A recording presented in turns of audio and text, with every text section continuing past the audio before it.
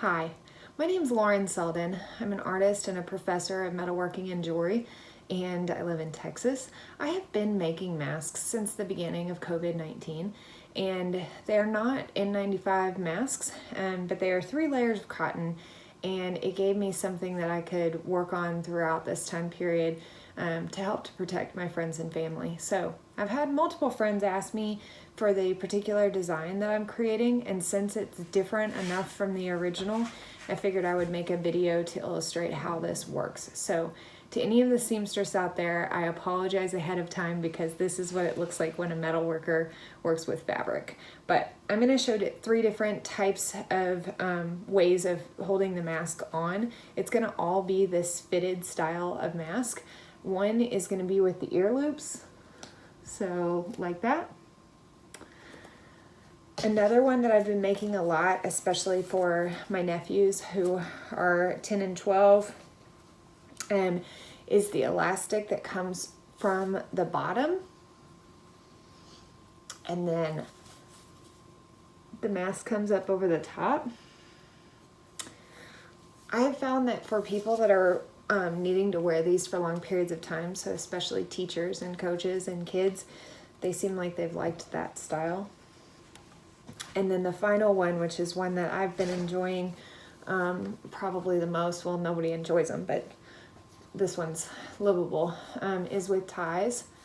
And so the tie can either go around the bottom of your neck, or you can have it start at the top of your head, and then it comes up. And the benefit of the ties are that you can adjust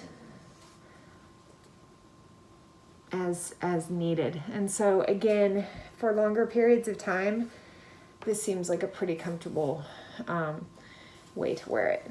So stick around. I'm going to change up the camera angle so that you can just see my workspace, and I'm going to try to talk you through the design from start to finish. I will say ahead of time that one of the things I did learn early on is that this mask has 3 different layers of material, and it takes quite a while to make. If I was making one by itself, it would probably take about 45 minutes. And so if I make like 6 or so at a time, it takes like an hour and 5 minutes. And so it's a much better idea to make like 6 or 8 at a time. And so I usually have multiple pieces cut, and I do many steps at once. So I'll partially illustrate that, but I'll mostly just be showing how to make one mask. So I first wanted to mention that whenever I first found this mask design, it was from a friend of mine who's also a metalsmith, and I followed the YouTube video of Mimi G's pattern. This is actually what this original design was based off of, and then I made quite a few changes, but originally it was made so that you could have a pocket for a filter. I've been finding that people aren't using the filter enough, so now I'm just making it with 3 layers of cotton. The benefit of this YouTube video is that it goes through how to create the design if you don't have a printer. And so it shows exactly how to put all of these lines. I found that this particular mask is good for a small to medium face. And you can see that mine's pretty torn up. I've made almost 300 masks, and so it's gotten its use here. So the original design looks like this, and then there's a small version as well, and that's for the fabric to be folded over. So while we're here, I wanted to mention kind of what's happened off of this original design. So my dad especially has a pretty prominent size of a nose, like much of my family. And so I made this mask to be a bit bigger. So this is what I would consider the large mask size. I've found that most people fit in this small and medium size, but I have used the large for a couple of people.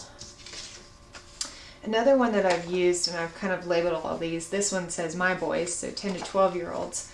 And you can see that I basically have been just taking off like 1/8 of an inch, and then that's been a good way to reduce the size for smaller and smaller faces. So I will say that with my boys, I ended up measuring them in person because only one of them really needed this size, and most of them still needed the small to medium. So you probably could go with this one for even smaller kids. And then I have them for even littler kids. So I've made them for, this was for 6 to 9 year old, but especially little girls, little faces. And I know as disturbing as this gets, but all of these patterns have been necessary. This is for my little girl. She's 4 years old. And so that's the size of hers. And so you can see, if I get rid of this large one, you can see the difference between the original and the little kid. So I'm looking at 2 centimeters or 3/4 of an inch of a difference roughly for the one for the 3-year-old.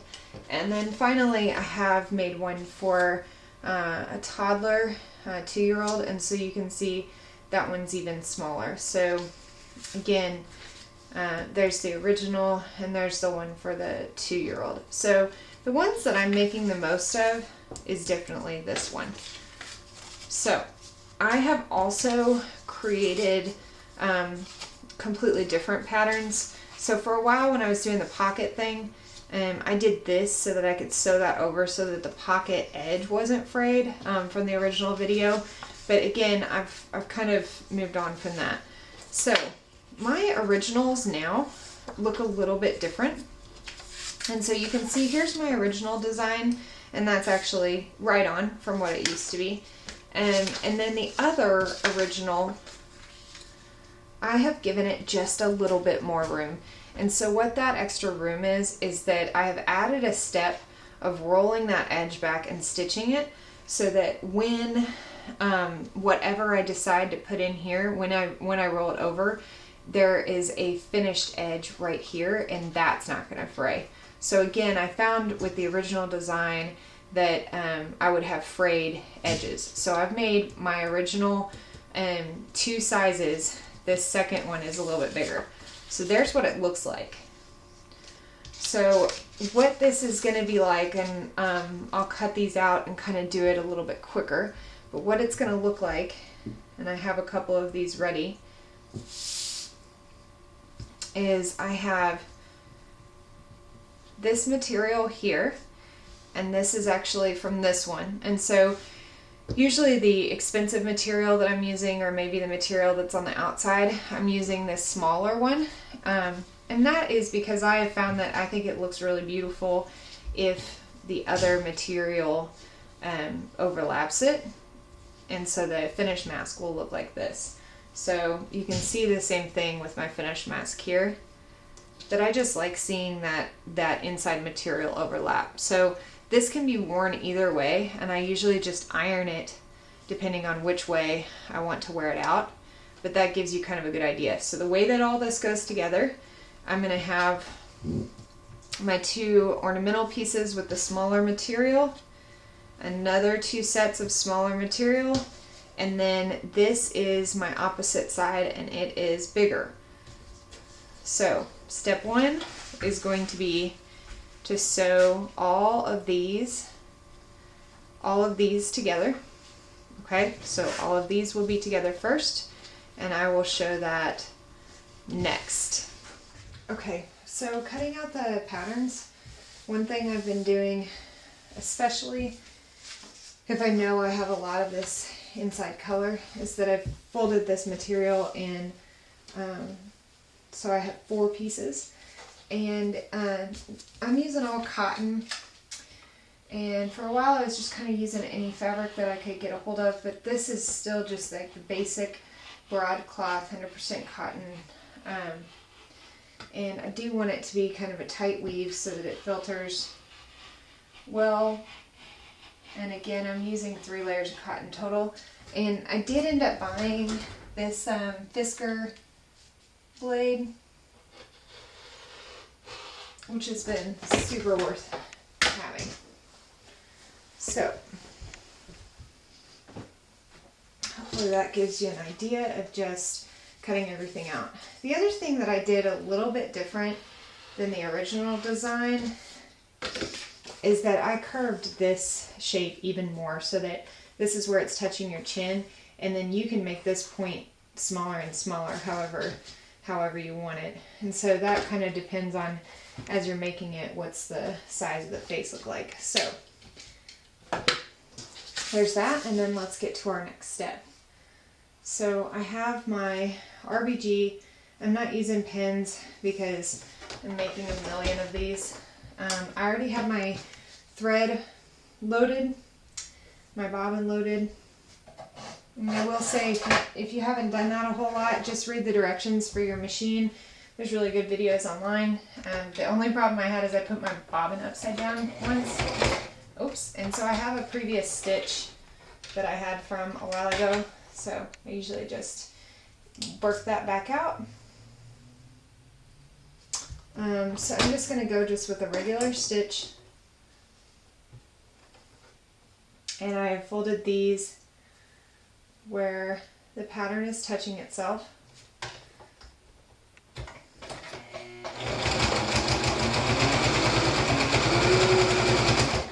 And you saw that I clicked reverse really quickly so that the stitches lock in.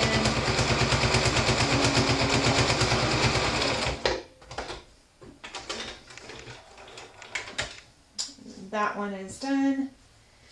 I'm going to do the same thing with my other 2 layers, and usually this is the step that I mentioned that I'm going to actually do probably every single one of these that I have cut.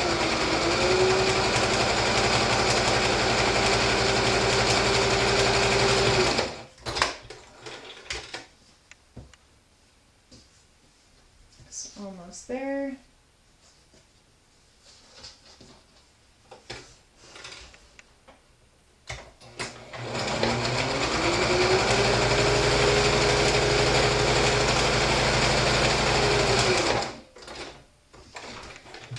Okay, so this is the step that I'm adding that was not in the original design.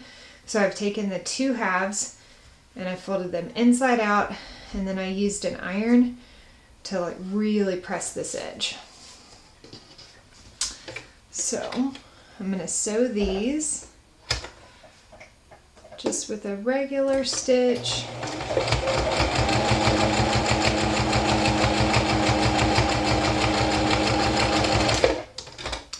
And this is going to make certain that it doesn't fray after multiple washes on the inside edge where the elastic is. So it's just an extra step.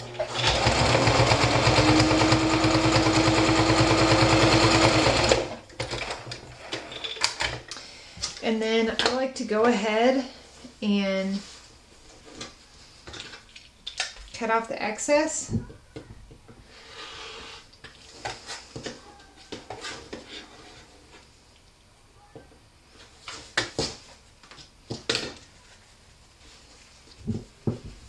And if you had the fancy scissors, you could use that so that this doesn't fray at all either.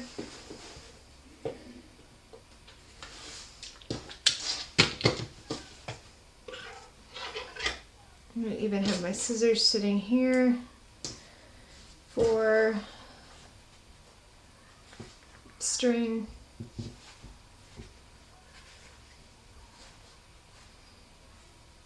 Okay. So I've taken this to the iron one more time.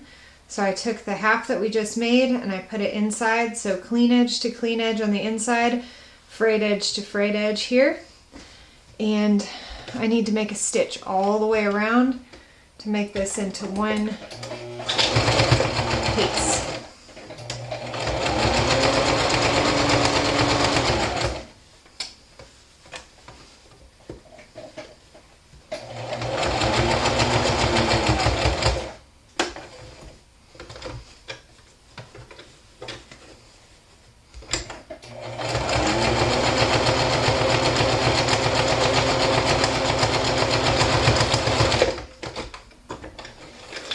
And making sure that there's a 1/4 inch of clearance all the way around.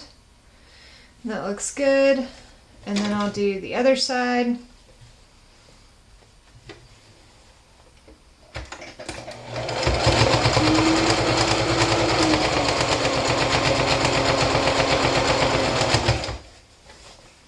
And again, I didn't use pins, but you certainly could.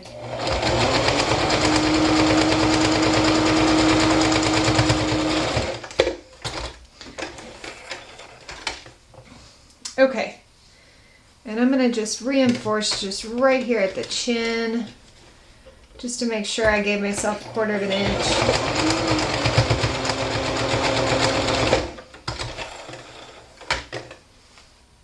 Okay, so now let's see how this looks. Need to get rid of this. Get rid of all of these, and then sometimes if I need to get rid of any of a rough edge, or again if you have the serrated scissors, you could get rid of that edge.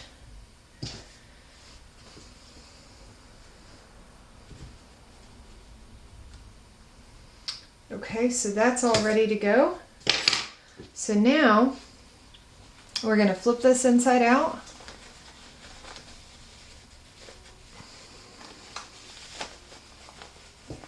And that looks great. Kind of push that point of the nose up. Now I'm going to take it to iron one more time.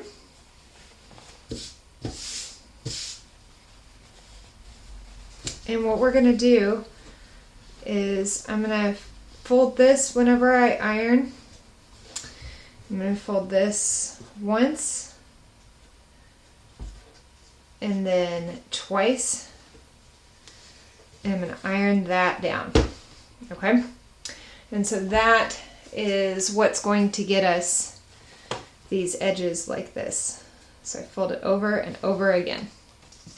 Okay, so here we are at the very end, and I can put my elastic and my bands in for the final piece. So I'm going to do ear loops on this one, and I'm going to do elastic that goes all the way around on one of the RBGs, and then I'll do a tie on one of the RBGs as well. So I'm going to start off with the ear loops. And so I'm using 1/8 of an inch elastic, and it really depends on how stretchy it is and everything. So if I can, I ask whoever is going to wear it to measure around their ear so that I have an idea of how tight it'll be. This one is the hardest to get just right. You can make it like adjust with putting like a bead on it or something like that, but I try to just get it as accurate as possible. So this is the only part of the design that I'm not completely pleased with, because you can see the stitch, but I don't really want my elastic to move around, and I really want it to be in there and not fall out. So I do stitch it right along that previous seam.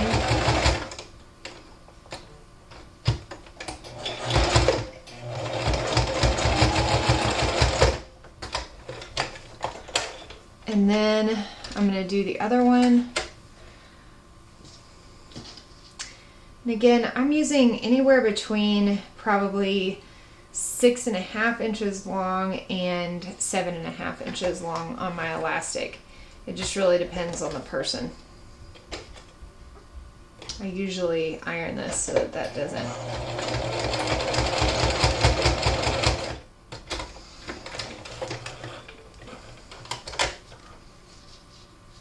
I am going to give it a good tug just to make sure that it's really in there. And then I'll get this one.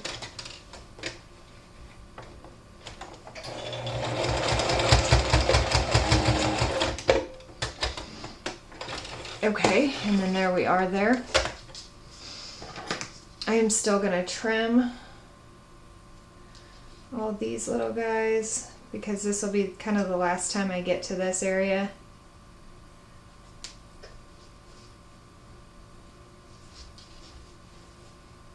So I'm just trimming any of the string that's left. I'm going to trim all that off.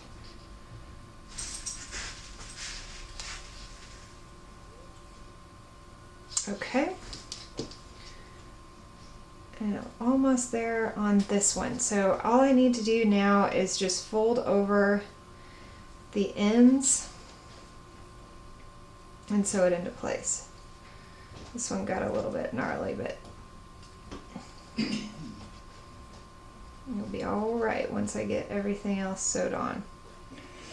Okay, and right there. Okay, so this one's ready to go. And again, I'm going to fold. I've already ironed this, so these folds are already there. If I need to iron again, I can, to really make sure that they stay in place. I'm going to fold like that, and then I'm going to just go with the fancy stitch that gives a lot of stitches, just because I have room for it.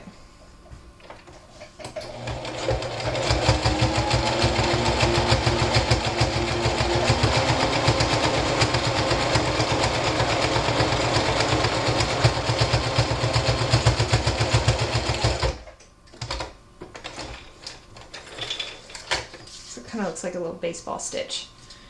Okay, so I'm going to do the same thing over here.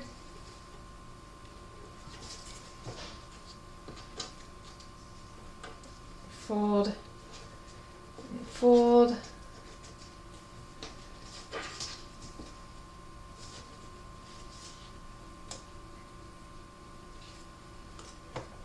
And again, if you need to use pins, you can.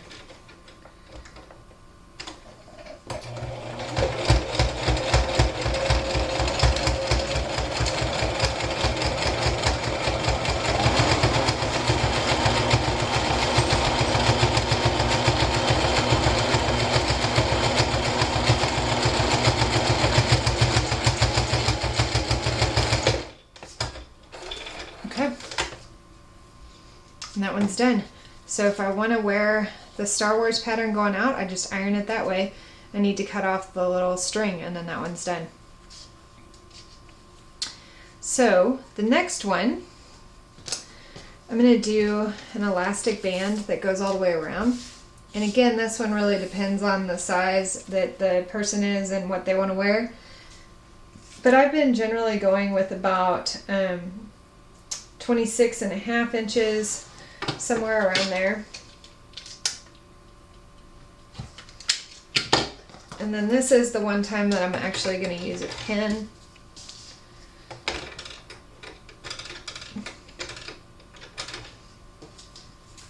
So I'm going to take that band that's 26 inches, I overlap it by about 1/2 inch on each side.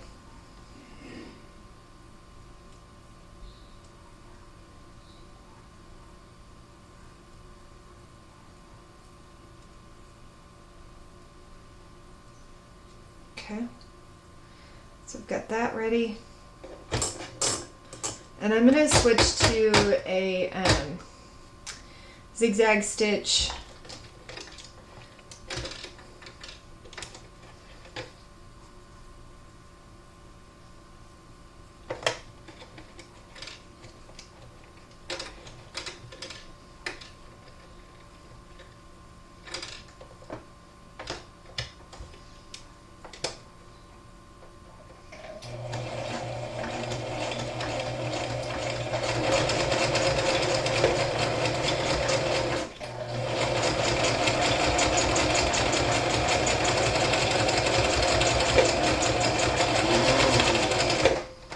You saw that I did quite a bit of reverse stitches.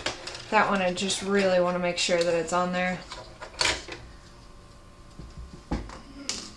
Okay, so now my elastic is all together.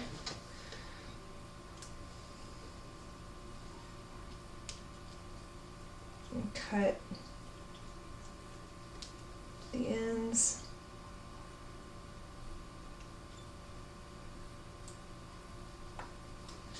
Make sure that's on there. Okay, and I think I said I was going to do this one with the elastic that's all the way around.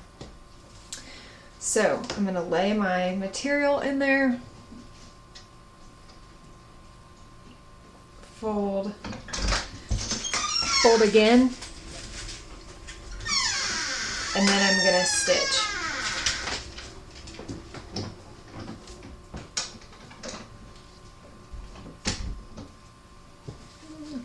This one. Sometimes the edge is pretty small, so I'm going to use that one for the tie.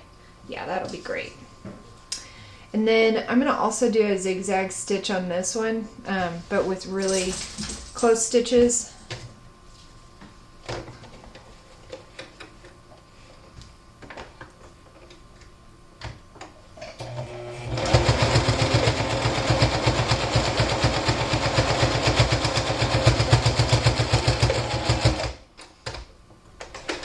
Okay. So I've put that elastic is all inside now, where it can still move. So without making it where it's tangled, I need to wrap it around the other side.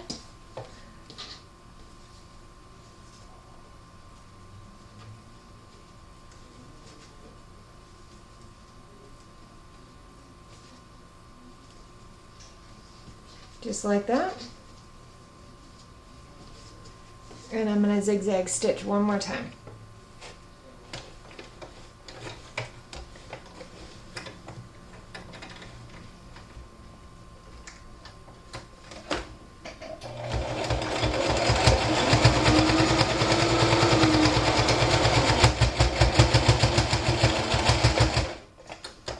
Okay. So the next one's done. And again, if I want to wear it with RBG coming out, then I just iron it like that. Okay, so final one is the tie, and I do it the exact same way that I just did the elastic one, except I used single fold bias tape that I think was a 1/2 inch wide, and I folded it in half and stitched that. And then I'm going to do the exact same thing. I'm going to fold, fold, and stitch. Okay, so I think you've got the idea. There's that, and then here's what the one looks like with the fabric inside. That is it. Okay, so I hope that was helpful. We finished all of our masks. So here's, after pressing and after cutting off the edges, here's the one with the earpieces. And so this is for somebody that's a little bit bigger than me, so I've got it a little bit looser there. You know, you can always tighten it up. So there's one with the ear loops. Pretty great. And then the one with the tie. So again, I had the loop part on the bottom of the neck, but you could certainly switch that around if you wanted to. And then it ties up like that. And the other one with the elastic that goes around the neck. So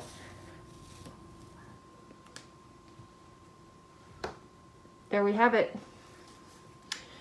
So again, these are not N95 masks, but I've found that it's been nice to make them, especially for my family members, because if they have a fabric that they like and they feel comfortable in them, there's even more of a chance that they will wear them. So be safe out there, and hopefully you were able to repeat the same style of mask. And that's all for me. Take care of yourself. Be safe.